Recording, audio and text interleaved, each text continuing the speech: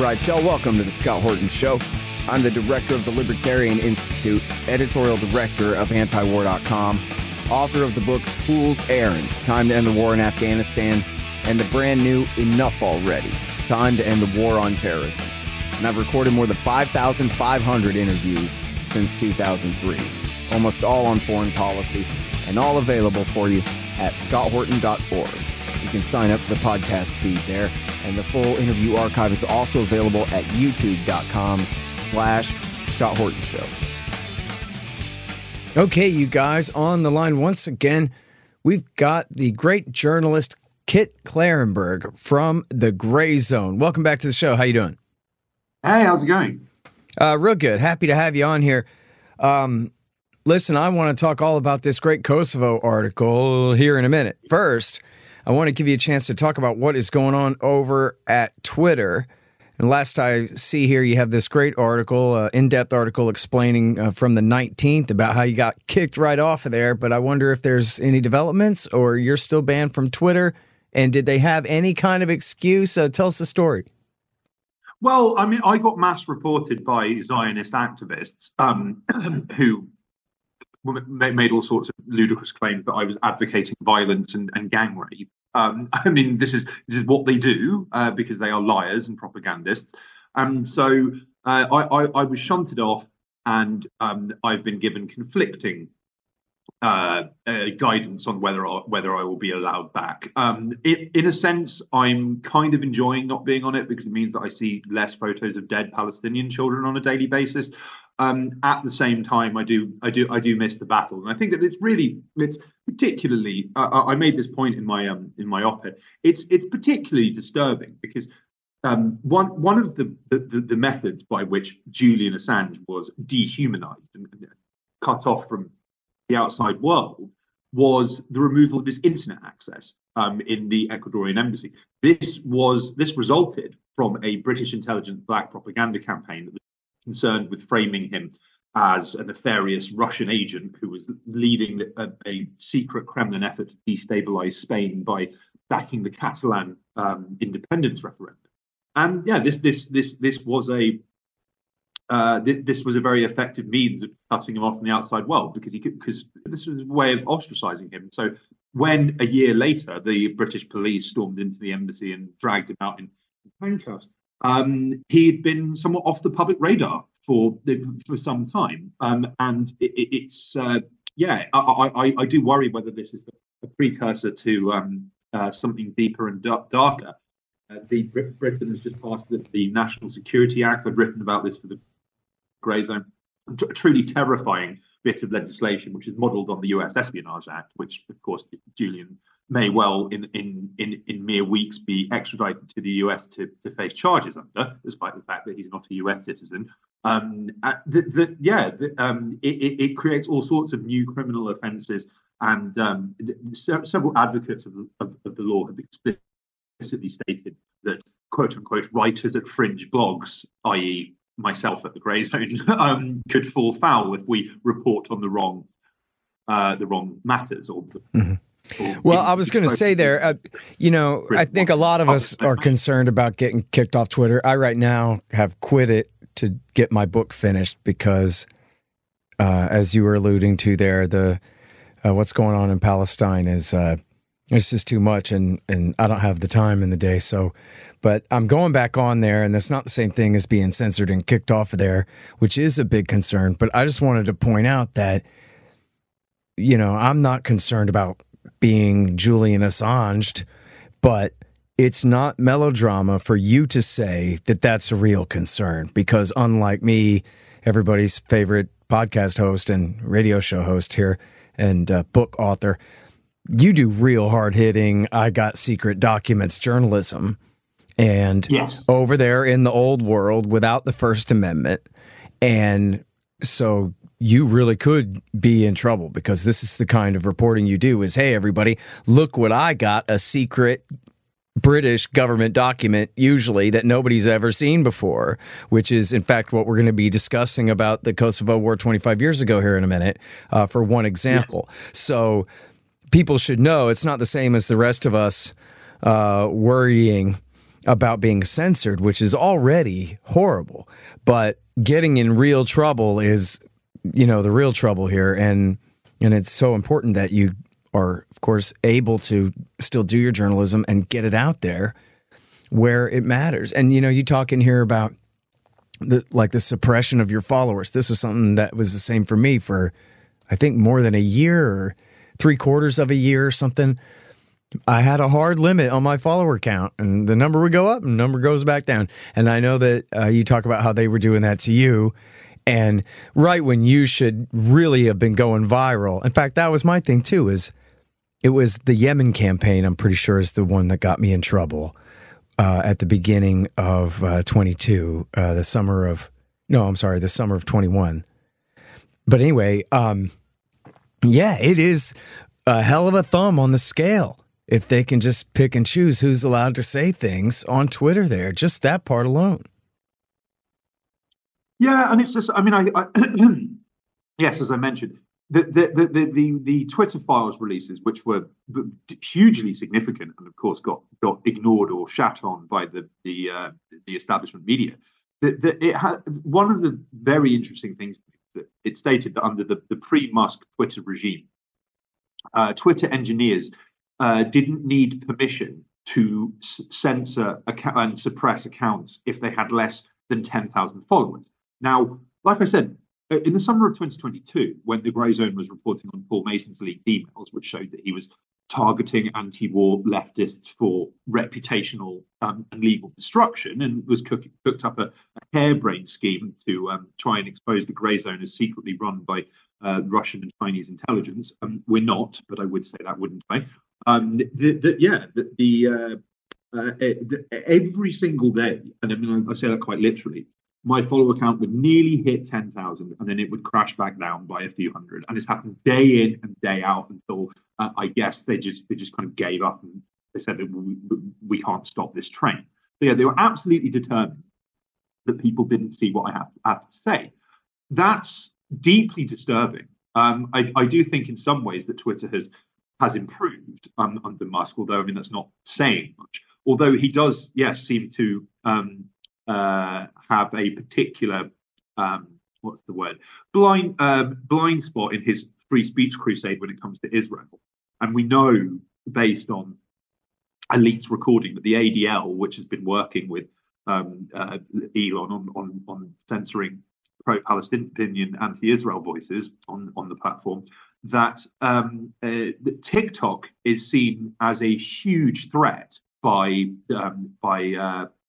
Zionist organization, because it means that younger generations are being exposed to the realities of Israeli occupation, and they're having none of it. And so, this is why the US government is now moving to take full control of TikTok, because it's too dangerous. Now, you have to that perception also applies to all other to all forms of social media. Facebook is as good as in US government control, because Zuckerberg, or Zuckerschmuck, as Trump hilariously called him the other day, is fully in bed with the security and intelligence services, and indeed has a threat reduction center. That's a contradiction in terms, if ever there was one, which is staffed by ex-Pentagon and CIA people. It is already in effect a wing of the US government. If Musk allows too much free speech on his platform, then he's probably going to suffer the same fate as TikTok, one way or another. Yeah, no. So one thing that has also really been of concern here is something that you alluded to at the beginning, which is there's no real way to appeal or talk to. Whenever I emailed with them, I might as well be talking to an AI bot or something, right? It's never clear. This is the offense. And then you can say, well, listen, but see, you're taking that wrong. All it means is this, and that's within the rules. And then they say, oh, okay, blah, blah, like a human conversation. There is no human conversation. It's sorry, there's a rule and you tripped the rule and we'll let you know. Yeah. Something. Yeah, well, that's exactly my experience. I've attempted to engage. I attempted to engage them initially, not least because they sent conflicting emails saying you'll be unbanned after 1 month, you'll be unbanned after 3 months, and then all you get is this static of, after careful review, yeah, right, that we've decided that yes, that it was a legitimate breach of the rules, and therefore you won't be reinstated. I think that it's deliberately wearying, so people won't challenge these decisions. And I have very little faith that I'll be back after 3 months. There are several examples of people who allegedly got banned, well, in theory got banned for 3 months, who were never allowed to come back. So in the meantime, I am using Telegram and Substack as my primary communication method, although it's not the same thing. And I mentioned that my mental health is all the better for being off it. There have been so many occasions over in recent weeks where I've just, particularly around the anniversary of the bombing of Yugoslavia, where I desperately wanted to be able to challenge barefaced lies and propaganda, and I've not been able to. And I think that's precisely the point. Yeah, that's exactly right. It's a purely dystopian thing. It's like driving around Los Angeles. It's not supposed to be this way. My God. So let's talk about, how it is that you picked this fight. I mean, you mentioned it was Zionists that were going after you for condemning what was going on in Gaza. I mean, all I've ever seen of you on there, I had this exact same conversation with Alan McLeod a couple of months ago. All I've ever seen you write is journalism, or, certainly if it's stating your opinion on there, it's always a sober adult way of saying things, not like me. I get cranky in a way that I think you're far more mature than I do. So I have a real hard time believing that you would have actually said anything that crossed the line. You're just saying you angered some Zionists and they told on you and got you in trouble. Like, this is kindergarten. Oh yeah, and it's just what's remarkable as well is that there were in effect there's this one particular woman called Heidi Backram, who is a very prominent two-fisted supporter of Israel, who is still peddling nonsense about Hamas having beheaded babies and all this other stuff. And she is quite clearly a what's the term? It's quite clear that she's playing a lead role in getting pro-Palestinian voices booted off the platform, and so she will highlight comments or take them out of context or distort what people have said, and then this will lead to a pile-on from all of her followers. And there was this one of her confederates or accomplices openly stated that while he didn't usually believe that people should be physically beaten for just because of their political views, he advocated me being brutally assaulted every day on the basis of my opinions. I reported this tweet and it's still up there. So that's an actual incitement to violence and indeed threat, which has gone unnoticed, and then yet I'm the one that gets removed. There is no justice. But I think that this is just more generally, it's worth bearing in mind that there is a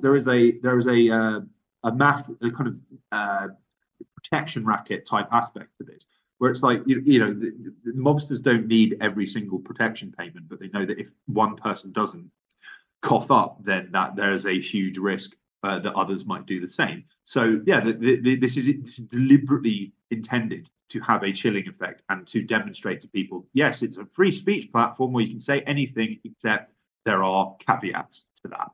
And it's I know for I know for a fact that there are some people who pull their punches, some activists and journalists and just average citizens that I know who are extremely careful about what they say on X, and get more and more careful the more bans there are. The more blatant the bias is. So yeah, a chilling effect is hardwired into this, and the ultimate victim are the general public. Yeah. Well, and it's worth noting that when Musk bought the thing, he made it a lot less worse and purged a lot of the government employees out of there. And yet still it's a weird, I mean, it's not exactly a monopoly, but there's sort of a tri-nopoly or some kind of thing, quadrinopoly on all this social media.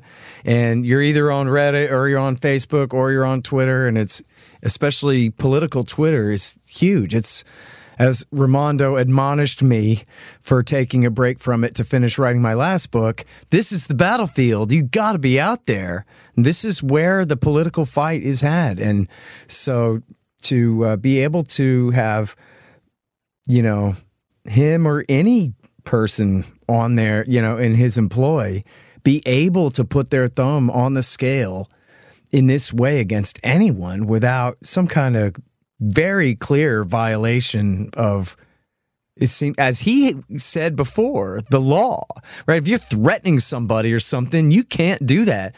But otherwise, you know, direct incitements to riot or something, come on, burn that building full of people down like you're the right sector, something like that, that's a violation. But otherwise, ain't this America or what?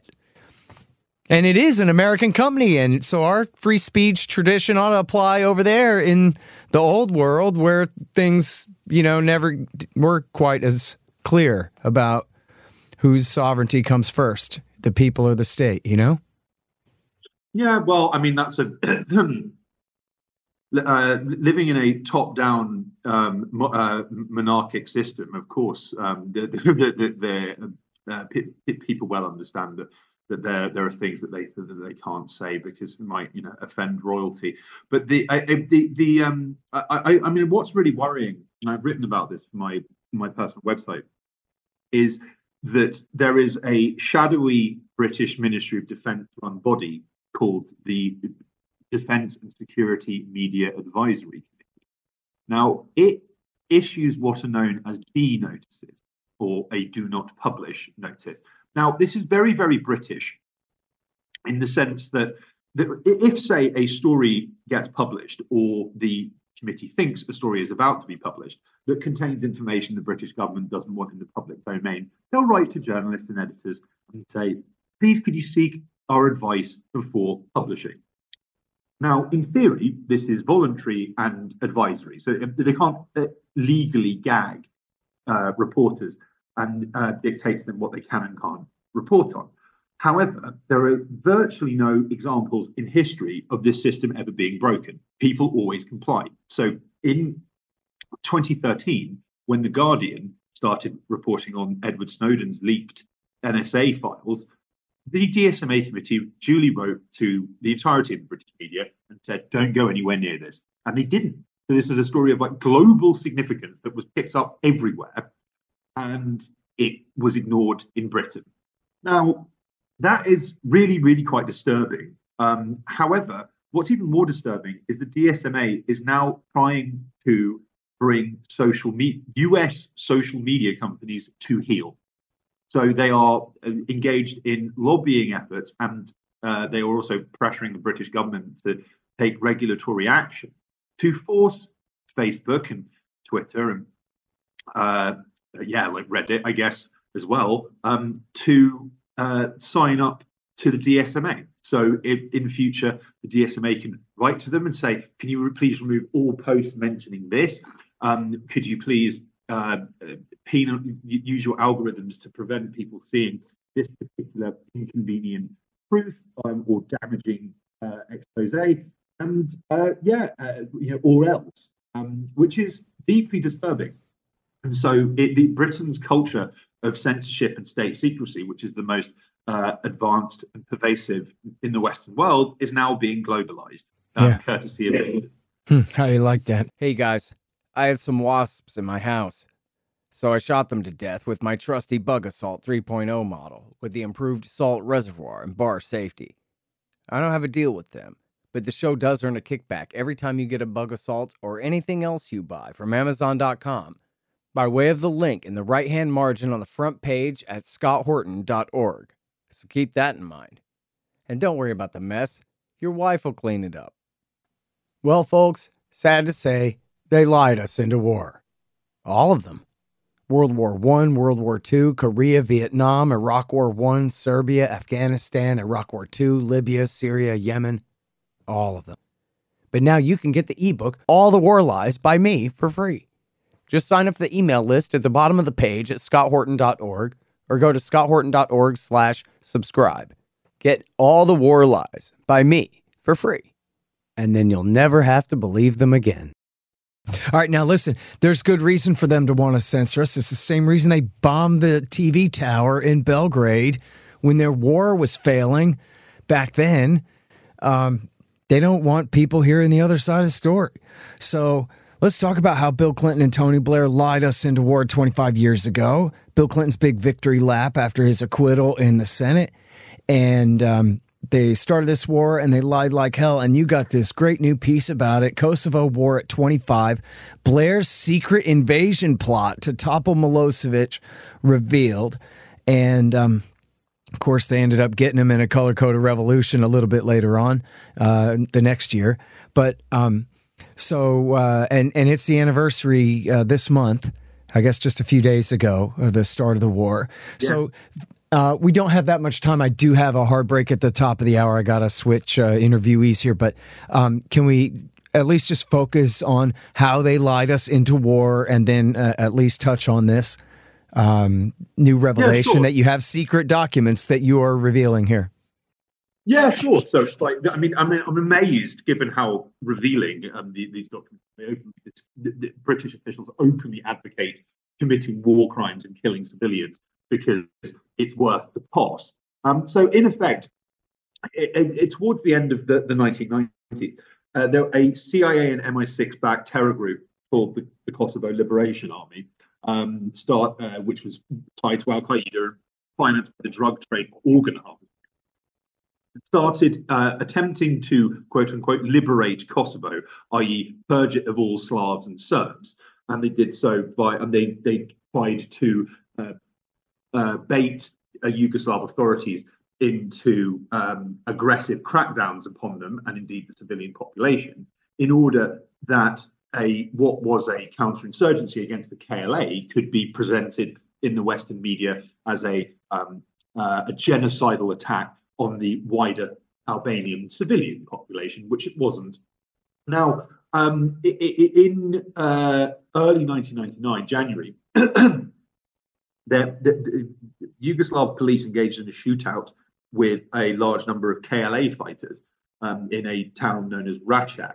In the wake of this, it left a large number of KLA fighters dead. An individual called William Walker, who was the head of the OSCE Kosovo verification mission at the time, convened a press conference where he led journalists to a site where all of these people lay dead in civilian clothing, and claimed that this was a merciless, brutal, genocidal attack on innocent civilians, when in reality they were terrorists. This manufactured public consent for bombing Yugoslavia in 2 months later, because it was claimed that it was necessary to prevent more Račaks from happening, or the entire Albanian population being ethnically cleansed.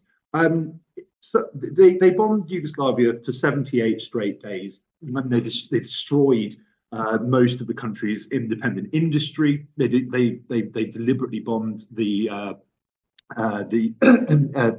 headquarters of RTRS, which is the Yugoslav state TV channel, which had been broadcasting, as you mentioned, it was a very brutal form of censorship, because RTRS had been broadcasting intercepted audio of NATO pilots discussing targeting refugee convoys and bombing Kosovo Albanians who were fleeing the country upon the KLA's orders. There was the International Criminal Tribunal for the former Yugoslavia, which was set up to prosecute Serb officials. There are numerous US officials were on record as saying that NATO will not be held accountable for any crimes it committed, and the total number of people killed by NATO bombing isn't clear. It could be into the thousands, and there were many children among them. So yeah, it was a war based entirely on lies. It is still to this day held up as an example of successful quote unquote humanitarian intervention. But they are so the Western powers are so determined that people don't know the truth of matters that on the 25th anniversary at the UN Security Council, Russia and China moved to have a hearing on the bombing. The Serbian Prime Minister flew out to New York specifically to give an address to the UN, and Western powers torpedoed it. They prevented this from happening because I think that it is key to understanding Western hypocrisy, because in effect the precedent set by Kosovo was the intervention was that it was illegal, i.e. it did not have UN Security Council authorization, but it was legitimate. And then this precedent was used over and over again to justify destroying Libya, destroying Syria, and also gearing up for all out attack on Ukraine side in the proxy war that's currently ongoing and may start collapsing very soon. But what I found in these documents is really interesting, because there are multiple passages in which it is discussed how the bombing really frightened the Chinese and the Russians, who were worried that it would be used as a precedent for doing the same again and again, quite reasonably and logically. And so the British were determined to allay these fears and reassure them that it won't be. And then, of course, they immediately did. So I think that we are kind of seeing the humanitarian intervention project, or the lie, unravel now. Today, this is what's happening in eastern Ukraine right now is a direct result, in many ways, of what was inflicted on Yugoslavia 25 years ago. Yeah, and of course, Putin directly referred to Bill Clinton's precedent that said, "Oh, look, I got the same excuses as you, so I can violate the law and do whatever I want, cross whatever border I want." And the first thing he did was bomb a TV station too, which was a pretty obvious thing, an antenna. Anyway, so listen, you skipped though that they lied that there were 100,000 men and women and children missing and presumed murdered, and mines full of them, and mass graves. It never happened. And they also lied about the conditions of the war. It came out in the middle of the war that, we didn't tell you, but we demanded the right to occupy every square inch of Yugoslavia. And that was the deal killer. And Milosevic actually was willing to negotiate on virtually every point, which was the problem. And so they had to add that Appendix B, that secret Appendix B, just to kill the deal that he was in the middle of accepting so that they could have the war they wanted to have, which makes them as bad as W. Bush or anybody. Netanyahu. Yeah, indeed. Yeah, you meant. Sorry, I did gloss over that for reasons of time. But yeah, the Rampart Agreement. This was again a publicity stunt, which was concerned with giving the appearance that the quote-unquote international community had exhausted all diplomatic means to prevent the ethnic cleansing in Kosovo. It was always intended to fail, because they set completely ludicrous terms that no country would ever accept. And yes, it would not only grant NATO and its personnel freedom of movement anywhere they liked in Yugoslavia, it would insulate them from prosecution for committing any crime. No government in the world would ever accept this, and US officials subsequently admitted that the whole point was we knew that they wouldn't accept it. We deliberately set the bar to an insane level. And it was framed as such as Milosevic's unquestionable bloodlust. He's refusing to negotiate because he wants to kill the Albanians so much. It's just nonsense. But there we are. As you say, this is being used as a precedent by the Russians for their war in Ukraine. And this has led quite amusingly to a lot of wittering in foreign policy circles and magazines about how that Russia is, quote unquote, abusing the precedent. Well, no, it's not abusing the precedent. It's using the exact same grounds that was used to criminally destroy Yugoslavia 25 years ago. Hey, Kit, let me clarify one thing I wanted to ask you. Did I hear you right? Your mic isn't that great today, and I want to make sure I understood you right. That did you say that I was wrong about they get to go wherever they want? Because I have the block quote here, but it might not mean what I think it means. But it does say here that they and all their vehicles and vessels and so forth shall have free and unrestricted passage and unimpeded access throughout the Fry, including associated airspace and territorial waters. Yeah, absolutely. It was that they could go in. But I think there's as well. They said if NATO feels the need to take over any facility, then Milosevic would have to accept that without argument. Right. If NATO felt the need to make any improvements, quote unquote, such as building a bridge, say, Yugoslavia would have to fit the bill. Ludicrous. Right. Okay. I'm sorry. I just wanted to make sure because I thought you were saying that I had overstated it. So I just want to make sure that I wasn't overstating it. Yeah. Yeah. No, not at all. No. I'm understating it, if anything. I see. Okay. Just making sure about that. So listen, I mean, I am writing this book and I've got probably 100 pages on Bosnia and Kosovo. So, and you're in it repeatedly from all your great journalism, the Canadian documents that you revealed and all this other stuff. And so I'll be anxious to find out what you think of it if I can ever get the thing done. Yeah. Well, no, I look forward to it. I know that you will, Scott. I mean, you have done such great work on this. And so I'm real grateful for that. I really hope that everyone will go over to the Gray Zone and look at this great piece. It's Kosovo War at 25, Blair's secret invasion plot. Oh, and yeah, I mean, I'm sorry I didn't let you really elaborate too much about this, about how Blair is really trying to turn Bill Clinton into like, come on, put your army in there, Bill, go. And I guess just things came up and prevented it from being able to go through. And then I guess finally the Russians... they dropped Appendix B, and then they got Chernomyrdin to twist Milosevic's arm there to end it. Is that basically right? Yeah, absolutely. Yeah, God dang Bill Clinton, man. Him and his old lady, too. All right, listen, thank you so much for doing the great work that you do. I've learned so much from you, and I really appreciate your time on the show as always, Kit. Oh, God bless you, Scott. Take care, my friend, and keep up the fight. All right, you guys, that's Kit Klarenberg. He's at thegrayzone.com with Max and all of them. This one is Kosovo War 25, Blair's secret invasion plot to topple Milosevic revealed.